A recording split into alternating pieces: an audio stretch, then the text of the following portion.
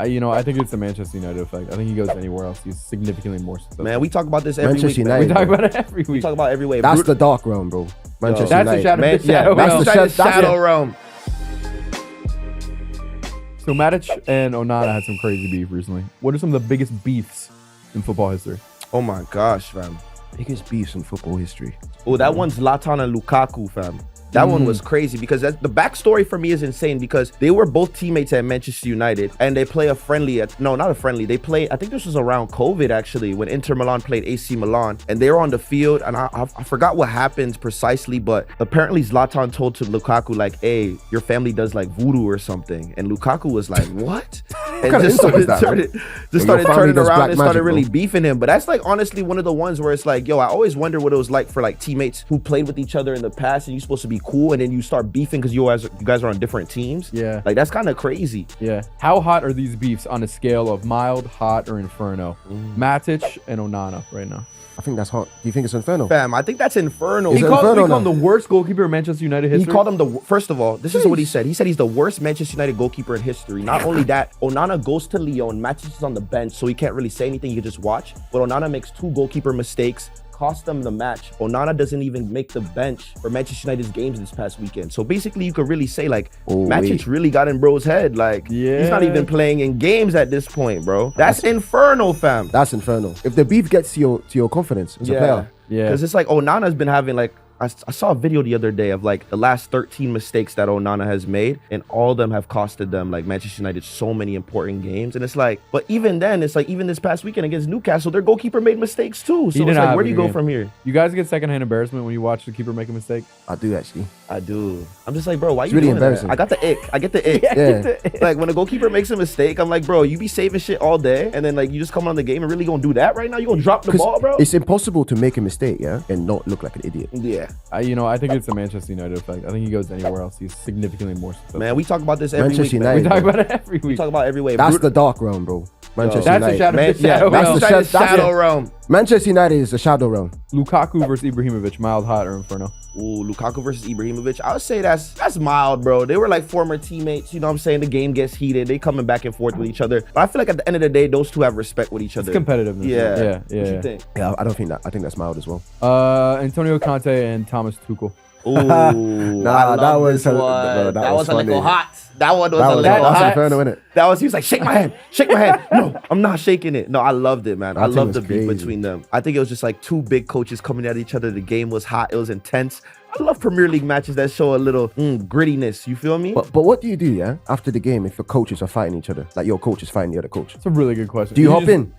Because I feel people don't like. It's like in hockey when they have like when they have the little scraps. when people touch the goalkeeper in hockey, the Yeah, teammates you know- go crazy. I feel like coaches are similar. What about when coaches are being annoying though? Like on the sideline, like for example, I know that Inzaghi from Inter Milan, he's always right next to the line. So like when the left back on the other team is trying to make a run, he's literally standing in their way on the pitch. Like if I was a player, like it happened to Theo Hernandez in the Inter Milan AC Milan game. If I'm a player, I'll just barge right into you and be like, bro, just get out of my way. But that might start a whole fight. Oh, the whole bench is coming The up. whole to bench jump is you, you know? coming off for sure. But I don't mind starting a coming to little jump beef you, with a bro. manager, bro. Why Yeah. not? You in my way, bro. All right, Jose Mourinho versus Arsene Wenger, mild, hot, inferno. Oh, that was infernal, fam. Yo, Mourinho used to come for Wenger with the comebacks, bro. I remember when used to be like, yo, about the jacket. Because remember Arsene Wenger used to wear this big jacket on the sideline. Yeah. And he could never like puffer. hook it up the right. And Mourinho one time Iconic. roasted him for it. And I think Arsene Wenger never like ever respected him for that. For Especially the jacket. He for said, the jacket. do not come for the extra long Hard upper to go coat. for my Puffer coat. jacket. And then he was like, what did he say? He's like a master of failure or something?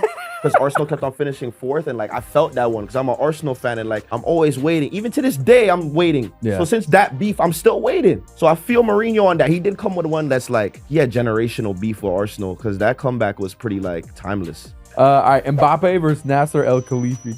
Oh my gosh, that's big beef, fam. Because yo, when Mbappe was leaving PSG, their president was giving them so much problems. Like he didn't want him to leave the club. He was an integral part of like Paris, the entire club itself. But Mbappe, at the end of the day, whenever Real Madrid comes calling, you want to go to the biggest club in the world. And it's like to have your president like go behind your back in media, say that you're not going to be a part of the club, telling the manager to bench you for matches to the point where Mbappe wasn't even playing like the last 3 months at PSG. So like I can feel Mbappe were like, yo, you're supposed to be the club president. Like, why are you having something to say with what's going on the pitch? But at the end of the day, you know, football, we know it's a business and these clubs got to do what they got to do. But I feel like at the end of the day, like if you're a president, what are you doing with all the club issues? Like stay away, bro. Just fund the club. Fund the club, but that's all your revenue right there, bro. Yeah, it is. He saw his light flash before his eyes. Can you imagine that? Oh my god. I'm not gonna lie. I'm not gonna lie. I'll be crashing out if that was that guy, bro. I think that was hot. Hot. Yeah, that's hot. That's hot. All right, what about Haaland versus Arteta? Haaland versus Arteta. Oh, Stay humble. Yeah, stay humble. Stay humble. Yeah, you don't want to beef with Haaland either, bro. That guy's just gonna score more goals on you. Yeah, exactly. I mean, like, I don't want that. You don't want that guy to be mad. That's what I'm saying. Like Erling Haaland, like 6'5" monster. He scored on Arsenal a couple times. Like honestly, I look at him as somebody who could always be a threat to us. But I like that game against our Arsenal at the Emirates when Miles Lewis-Skelly did his own celebration in front of him as an 18-year-old. Like, come on, 18 years old, scoring against City, doing Haaland celebration, and he's so mad. I would be like, yo, I was like, MLS, I fell in love with you that day, bro. I love Lewis-Skelly for that. We do a mild, hot, or inferno. I don't really think either of them really care, to be honest. Probably just after the game. Yeah, just after the game. All right, so mild. I'll say it's mild. Last one we got Messi versus Ronaldo. How do you frame this? I feel like external factors would make it like hot or inferno, but between them two is mild. Like for example, like when Cristiano Ronaldo doesn't win the Ballon d'Or and Messi wins it, like his sister will go out and like post on Instagram saying like, oh, my brother should have won Ballon d'Or, it should have been him, you know? So I feel like external factors affect the relationship. Yeah. But let's be real though, like for them to be as good as they are, they both pushed each other. Like I know back at home, they're probably like, yo, like I scored 3 goals today, everything's cool. Then he sees Messi score 4, he's like, man, this scored 4, like I gotta go now and score 5 next game. So I feel like it was more of like a mentality push than like beef. You feel me? You know what's funny? I actually think that Messi does not even care, really. You don't think he cares? I think he cares, obviously, but like Messi, this guy is just that good, yeah? I think Ronaldo's going home like, you know. Yeah. Like I'm scoring 10 goals in 3 games and this guy's scoring 12. That's insane too. And I feel like for Ronaldo too, with his work ethic and like what he does off the field, and you see Messi just coming on with his left foot, just kind of being an alien. It hurts way more. Think about this. Imagine studying for a test for 3 weeks straight. 3 weeks straight, bro. 3. And you get to the test and some guy rolls out of bed and just writes the test and beats you. You know, gets 100, you get like a 80. That's gonna piss you off, bro. That's gonna piss me off, bro. And that's gonna piss you off. That he just does that every time. Honestly, that's like I wake up that at 5 a.m. to drink a kale smoothie and do like, 800 push-ups. Literally, and this guy just shows up. Yeah, it's 4 a.m. and Ronaldo's doing freaking ladders with 45-pound weights on his ankles, bro. And Messi wakes up at 10 p.m. and shows up to the game and scores 4. It's insane, bro. Because I even heard, like I told you guys, like Ousmane Dembele, all these guys, when they went to Barcelona, they would look at Messi's habits and what he was doing before games. Messi would roll up to games with mate in his hand on FaceTime with his family, just cooling before games.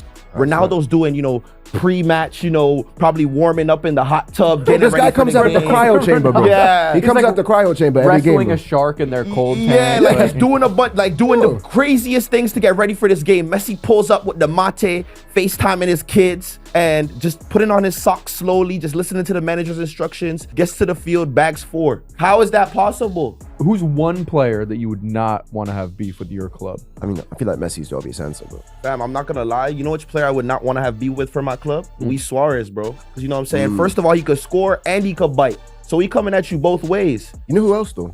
Recently, I've been looking at, like, this guy's actually quite cheeky. I don't want him to. Isak, bro.